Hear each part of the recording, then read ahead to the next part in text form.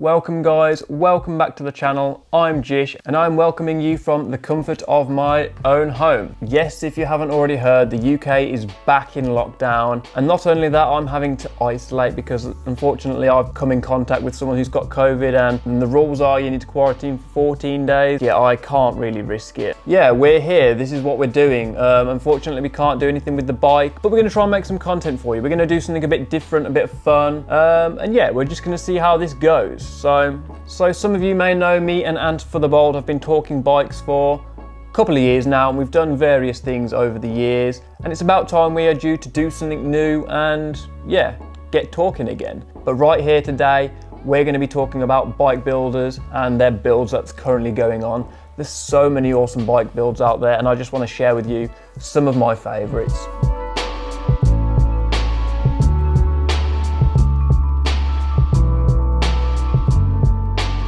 So a massive thank you for today's sponsor, Skillshare.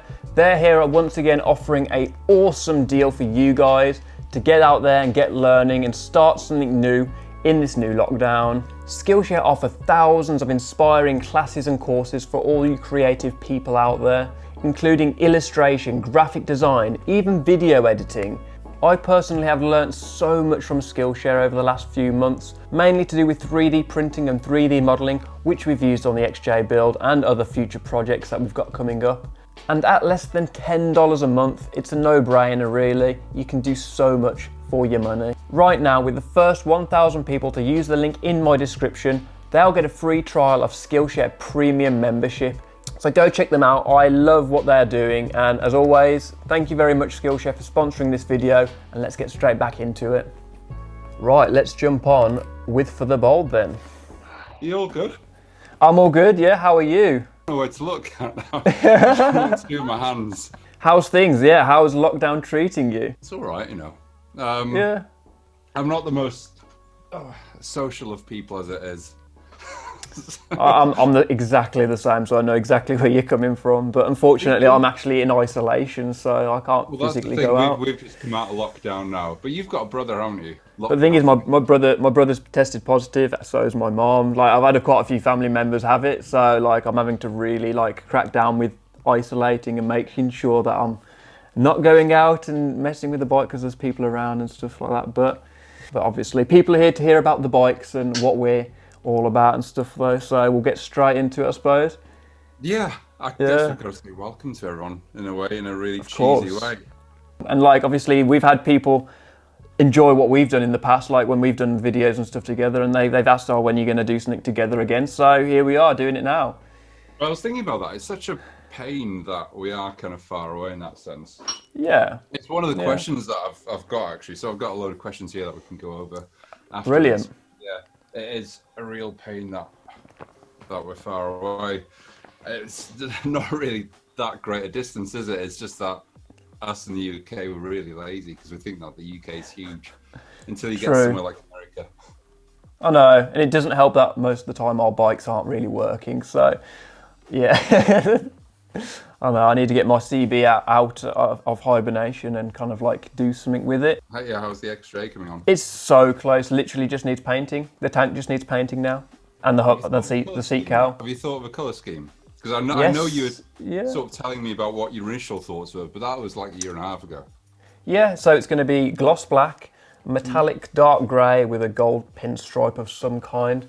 So it's going to be very subtle, but like it's almost like classic Lotus colours, I'd almost say, but with the hint of metallic grey. So we'll see how it goes. Like for me, it's now finding the actual like design style and how it needs to kind of look on the bike. Obviously, you do all this in rendering, and I'm not that tech savvy, so I can't do all that kind of stuff. I just pencil sketch on my bike and see how it looks. But yeah, you know, I actually struggle. Admittedly, I struggle with colours. Yeah.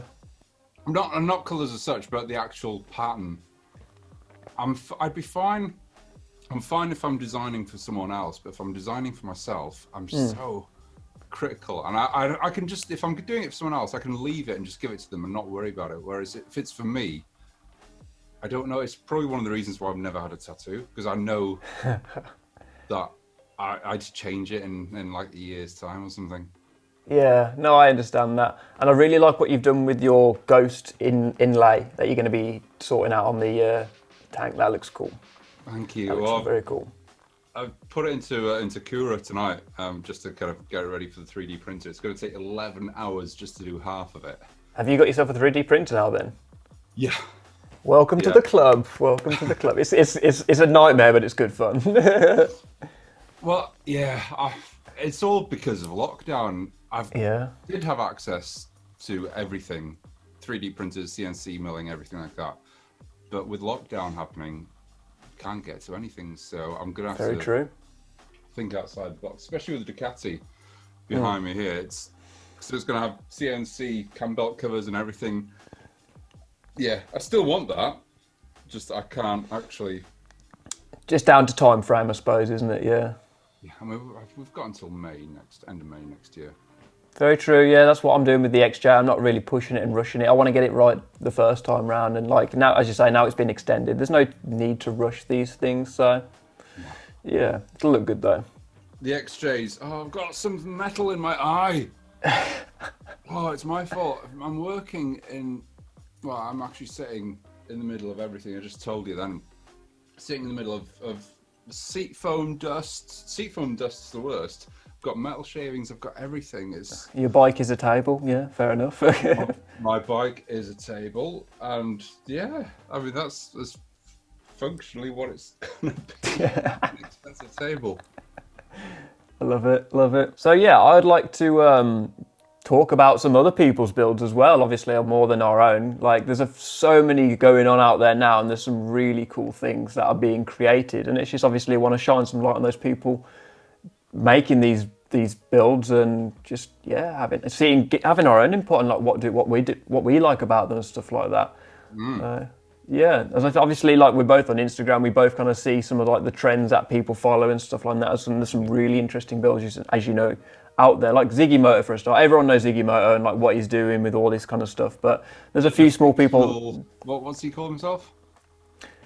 The Imaginary Bike Company or something like that. Yeah, that's it. Where he's very good rendering, obviously, and he makes all these mad designs and like. But he's starting to put them into real life, and that's the beauty of what he's doing though. And it's figuring out how to like blur the lines between like fiction and reality and making it what it is. You know, I'm really looking forward to seeing his builds.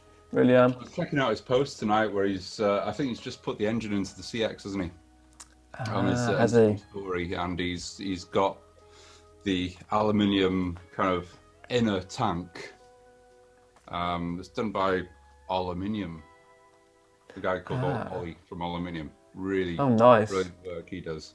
I haven't thought this through, have I? I see something on your screen then, but I don't know what it was. Oh, on my screen. Hang on. That was probably my. Something just swiped in from the other side. Oh yeah, that was my browser that I shouldn't have had up, to be honest. Don't worry, it's clean. It's all good. Yeah. Start off then. Favorite bike build, and I think I know the answer for this actually. Your favorite bike build. You know, yeah. Well, it's kind of apparent with like what I'm doing with the XJ, but that's obviously the. Yeah, that's the X-axis, but their build like that Honda, absolutely beautiful. And like there's people replicating that and doing it in other countries in other colours and stuff, and it's like it's fair play. Like they all look really, really good. And I don't think it's like an overcomplicated build either, but it just looks nice. Yeah, that's what it is. It's. I think what they've done right with that is the fact that they've made it look so nice without doing too much. It doesn't need all the bells and whistles and everything, and it sort of keeps it simple. I think that's where it works really well. Yeah, like I don't think the twin headlights work on all bikes. Like, and I'm thinking I'm pushing it with my bike a little bit, but you know, you don't know until you try these things, and I'm gonna have a go. I think it's come out quite well so far. Like the look of it, it's not everyone's taste, but at the end of the day, like, yeah. And that seat's a really good job as well. They've done a really nice job, and it just fits together so nice with everything. It just ties it all together. Yeah, like overall, like it's not an aggressive design, I don't feel, with this XJ. That's why I'm trying to keep the colours so like simple and elegant, just so it can just look elegant. Yeah. He says to the guy with a bright orange framed Ducati behind me. Yeah, that's an exception though. That'll look sweet, especially with what you've got planned with it anyway, with all the tank and everything. It's gonna look good. I've got 3 that are my front runners, 3 builds. Yeah. It's probably hard to choose between them. The first one is Ironwood Motorcycles and their Mutant. Which bike, sorry? Because they do quite a few, don't they? I don't know exactly which model donor it is. It's I think it might be an R80 or an R100. I think it's an R80. Yeah, they're doing some mad builds over those BMWs over there. Like they're always cranking some mad bikes out all the time, aren't they? Yeah. I mean that's his income, isn't it? That's solely what he does, along with 2 other guys. Yeah, they do it so well though. They really do it so well. There's one guy who's doing a BMW build at the moment, but he's, I think he is a Formula One mechanic of some kind, does all like the aerospace design and stuff like that.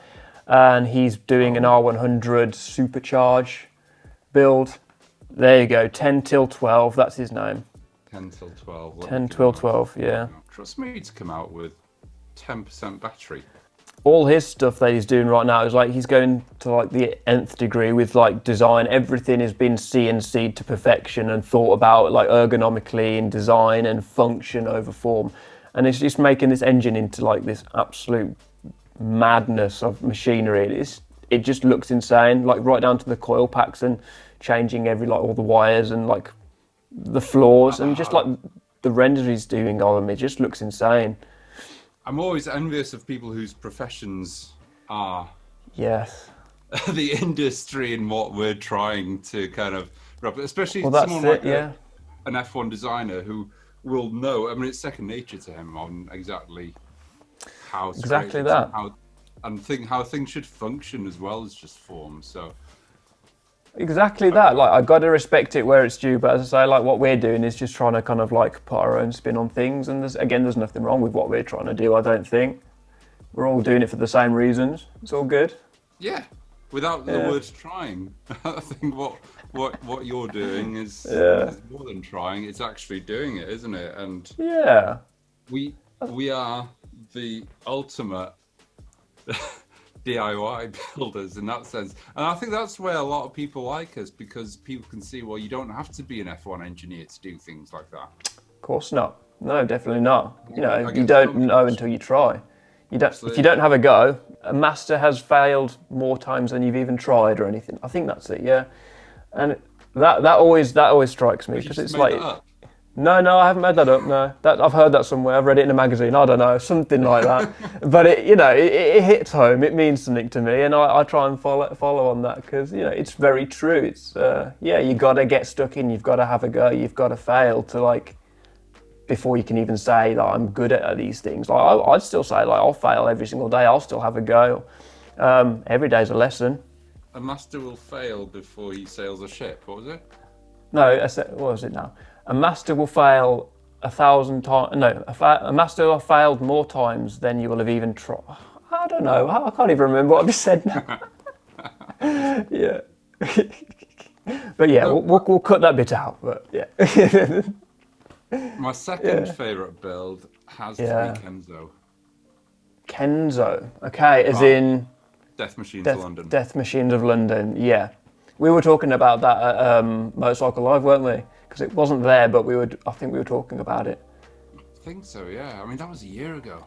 Yeah, I know. Time flies. Probably, I don't know, it's a toss-up between the Mutant and Kenzo, which one my favourite is. But I think it's because Kenzo just takes a Goldwing far beyond what a Goldwing ever was. It's such a big bike, but they've make it look so elegant as well. It's and insane. It even longer. Yeah, I know. As if. And obviously all the details and the fabrication that's gone into it and everything that they've done to make it what it is. Yeah, of course. Yeah, I mean, I first saw it in 2018. Was it in the Bike Shed show there, and it was black at the time. I remember seeing when they first unveiled the reiteration of it that it was a silver. And I don't know. It took me about a week to to grow on me, but I think they did the right choice now by making it like it's not really silver, but it's got like that kind of pearly. Yeah. And the third build has completely gone from my mind. Well, some of the ones I'm following at the moment, there's a few people like Brickhouse builds over in America who's doing the CX500. Like his work, like again, he's just like a young gun like us, just having a go. He's good. Like he does everything to perfection. Like you've got to have a look at his bike, man. Like what he's doing with the CX. Yeah. That's where I fail. Brickhouse builds. Oh, help if I could spell Brickhouse. But like he's definitely a true bike lover. Like his world revolves around these bikes and making these great machines. He's done a few custom builds for other people. Like he did a GS400 and he turned it into a scrambler, and that's my inspiration for my GS250 build when I get to that. Just because he's like made it into like this off-road machine that just doesn't suit what doesn't look like what it came from factory, and it just looks so cool. So yeah, he's definitely got the eye for it, and he can like do these things. And I his credit where it's due, sort of thing. He's just an all-round nice guy. So I've got to give him a mention. Yeah. That's it. What we do has no place for ego. I don't think. Anyone has any right to step in and say that build's rubbish. I'm trying not to swear now because I know that it's going to have to be edited. That build's rubbish. And it's subjective, and we're all in it. We all have to start from somewhere, and I think that's the most important thing, not to have any ego when you're building or anything like that. Yeah, of course. Yeah, there's like, I think like you kind of like know who's in it for like the good reasons and who's just there to like be an idiot and like moan about everyone. So there's there's a fine line divide of people in the industry, but I try and stick to the nice people and speak to them and leave the other ones. Like the YouTube comments, they can just disappear. Oh, I had a guy, I'm not going to say his name on here, but he's blocked, proper troll, and he built a bike himself. And then what I found was when I had my bike at the Bike Shed show, he was going through all the videos of people that had filmed my bikes, slagging it off. And I thought, oh, come on, really? He's got nothing else better to do with this day, so just let him. I mean, why people have to be like that? But then again, people do. I don't know why. Yeah. But the best thing to do is just block, and then. Yeah, we carry on doing our thing. We're here smiling, doing what we love. That's plain and simple to me. Like that, it'll never bother me when I get those sort of comments. If you let it get to you, then there's no point doing this sort of thing. So, yeah. You've got to be thick-skinned. Yeah, definitely. For any new YouTubers that want to get in on this, this you need to listen to this information and this advice right here. It's very important. I'm trying to think what the third one was now. Oh, I remembered Classified Motos. Frank. Yeah. Well, they're. I think you've seen the video. You might not remember the bike, but there's. I think I shared the video with you ages ago. But what they do from a video. Side of things, Frank. Okay. Yes. This one. Hang on. That one. Yeah, that's the one.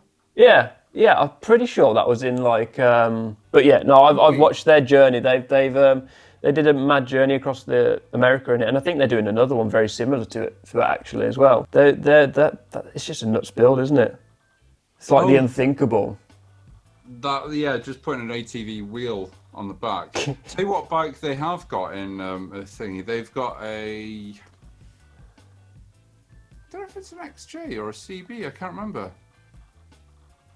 In The Walking Dead. Is it? Oh yeah, is it their bike? I did not know. It's one of their builds, the one that Daryl Dixon rides around. Yeah. I like The Walking Dead. Yeah. No way. That's cool. It's very interesting to hear who the builder of that bike is, because that's such an iconic bike in that film, and a lot of people like try and replicate that bike, but they might not necessarily know the builder, like myself. So I've learned something new today. Yeah, it's decent. I'm glad fair play. To have a bike in a film. Yeah. I'll say whoever is building the Batman bike in the new Batman coming up, I'd like to know who that is. I don't think they've mentioned it, have they? What bike do you think it is? I know there's two bikes. They've got a CB750 as one of the bikes, but I don't know what the second one is. I don't know. I'm not sure. I've only seen. It looks like it could be a Goldwing engine because it's a Boxer engine and it looks like a V4. A V4. It looks like a flat 4. Yeah. Because it's got 2 pipes on each side coming out, 2 exhaust pipes. So it could be a Goldwing, but I don't know. These aren't necessarily just like bike builds, but like people in the industry who are doing things with bike, like even like photography and stuff like that. There's some real like gems of people out there that are like very enthusiastic about bikes and that put all their passion into bikes. Like I say, Will Collins, the photographer, he does a lot of bike photography.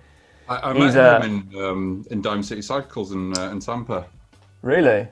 Yeah, Cycles whilst I was building the CX there, so I got to meet him there. But like, yeah, I follow his work, and I've been meaning to do some stuff with him and like go out for a ride and stuff. But yeah, like obviously now with lockdown and everything, it makes it all that much more difficult, doesn't it? Another one, I think he's from Romania actually. His name's Arty Ryder. He takes some phenomenal photos. I've got a frame that he sent to me, which really, yeah, he kind of etched my logo and sends it to me in a frame. No way. Yeah. No way. I actually think no, it's one of the ones that I moved in the house because I moved a load of stuff in my office in the house. I think it's on the no, that's cool. Yeah, it's like these people that are like so super enthusiastic and keen about like what they do, and obviously including bikes, and it just makes the community that much like cooler. And yeah, obviously there's Thornton 100 who I'm wearing as well, who's making like crazy bikes right now, but like he's stepped up his level with what everything he's doing. Like he's got that whole like that warehouse that he's doing, literally many builds at once by himself. It's absolutely insane. How does he do it? I don't even know. I think what he does well is he works on new bikes as well, doesn't he? Which true. Yeah, like even his older builds though, like he's done some really good old builds. If you look back at some of his work, so obviously he's very experienced. He's been doing it from a young age and going into it. But respect to him because he definitely puts the hours in. He definitely puts the time in. And I mean, there's a lot of money spent on those bikes. Oh yes. Oh god, yeah. Like the clientele, like Joe Wicks. You alone. Yeah. So yeah, like I understand with the price tags and all that, like they're justified, I think, with the kind of level of work going into them and stuff. Oh gosh, yeah. And again, one more photographer who's actually just got a bike himself, 85mm. I'll leave all the information like down below of all these people I'm mentioning about that. But like he's just got a bike himself, and like he takes all the photos of the Thornton 100 bikes, and like he nails it with the camera every single time. He's just a good photographer in general. So again, got to shout these people out because it's all people of interest to go and check out and look at, and yeah, definitely. And catching a bike is really tough as well.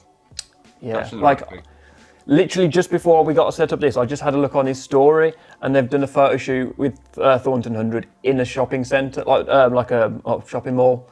Just like no one there, completely empty. They just wheeled the bike in, taken a few photos of like in the big empty like shopping centre, and they've just wheeled it back out. And I'm like, that's just a bit nuts. But I'm looking forward to seeing the photos. I'll probably be out by the time this video's up, so we'll see what they look like. But respect to them for like, I don't even think they had permission. I think they just walked straight in there and just thought, let's have a go. I know. Well, we're kind of breaking every stereotype of any motorcycle builder. We should be having beers at this stage, but true, or a whiskey at least. Yeah, something like that.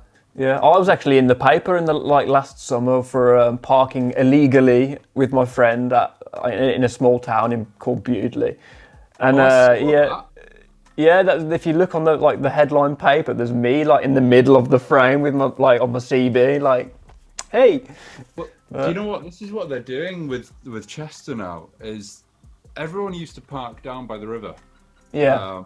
For like decades, it was like a motorbike place where everyone would gather. Motorcyclists would then spend their money in the cafes or whatever. Because obviously, if you stop in bike, you can grab yourself a cup of coffee and things like that. Of course, and it ended up there was a massive petition. They've stopped all motorcycle parking now down by the river. You're only allowed to park in a car park space that's designated for a motorbike now.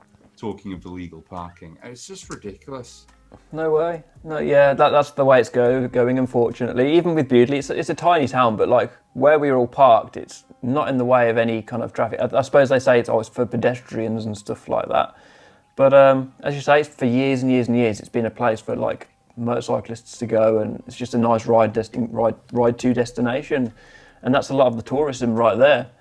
I think we're just getting kind of branded as ruffians, aren't we? If someone turns up on a motorbike, they just think it's antisocial, but it's really not. It's actually the complete opposite. Oh yeah, exactly that. Yeah, exactly that.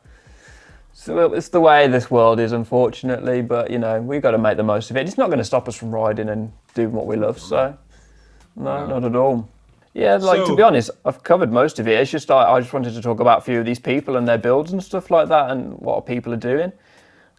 One thing I would like to say is I would bloody love to do an electric motorcycle build at some point. Like I'm itching to do it. Like, I see these ride cakes and I see some of these other like zero motorbikes and stuff like that, and they're just doing some really cool stuff at the moment. Have you seen, talking of electric motorbikes then, have you seen Wooly's workshop? Can't remember the name of the guy. I just know his surname as Wooly. But he used to be a builder for Deuce over in California.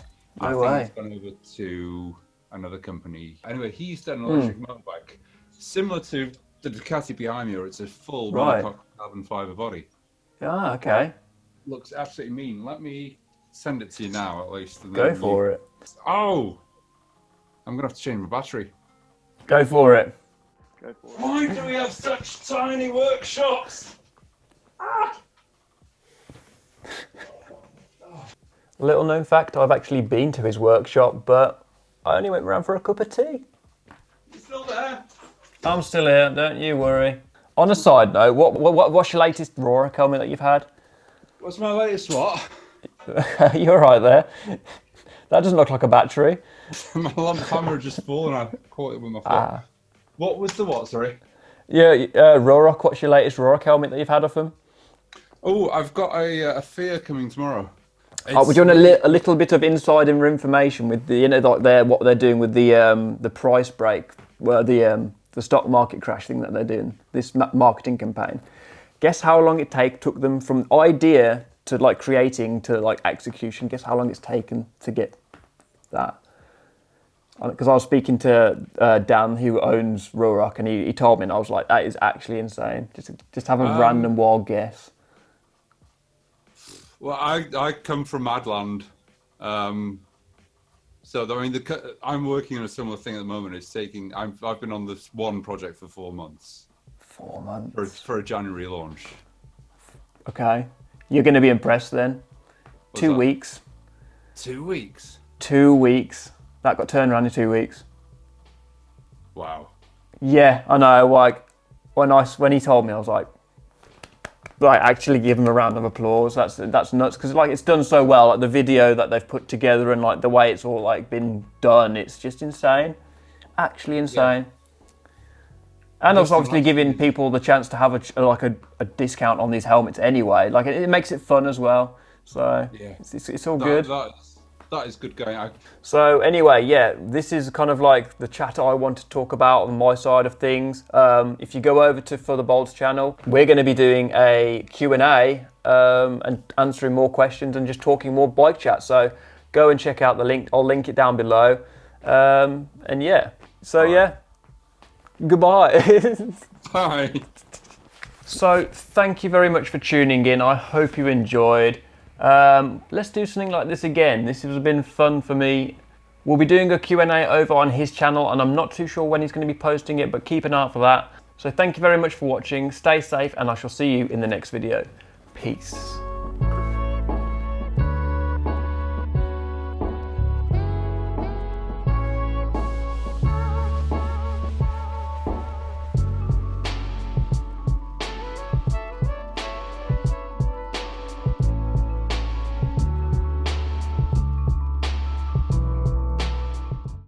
A baby cow, you make me want to do a meow.